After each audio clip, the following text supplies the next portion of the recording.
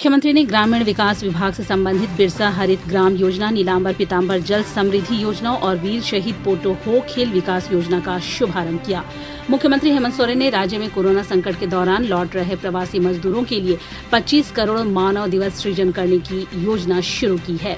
इससे करीब 20,000 करोड़ रुपए लाखों श्रमिकों को उनके पारिश्रमिक के रूप में प्राप्त होगा। मुख्यमंत्री ने कहा, यह बड़ी चुनौती है। हमें सीमित संसाधनों के बल पर स्वास्थ्य सुविधा, प्रवासी श्रमिकों की घर वापसी एवं ग्रामीण क्षेत्रों में रोजगार का सृजन करना है। झारखंड का रोजगार खेतों से जुड़ा है। संक्रमण के दौर में उद्योग बंद हैं। ऐसे में ग्रामीण क्षेत्रों में भूखमरी और बेरोजगारी की स्थिति उत्पन्न न हो, इस निमित्त कार्य योजना तैयार कर ली गई है। शुरू की गई योजनाएं निर्णायक भूमिका निभाने वाली होंगी। कुछ नए कार्य योजना तैयार की है।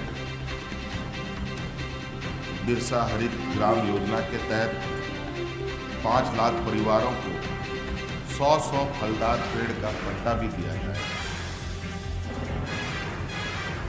और ये पट्टा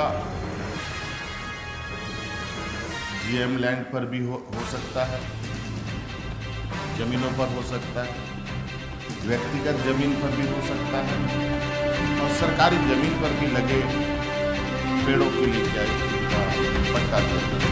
भूमि हजारों एकड़ बंजर भूमि हमारे राज्य में, उन सभी बंजर भूमि को खेती योग्य बनाने का हम लोग का लक्ष्य है।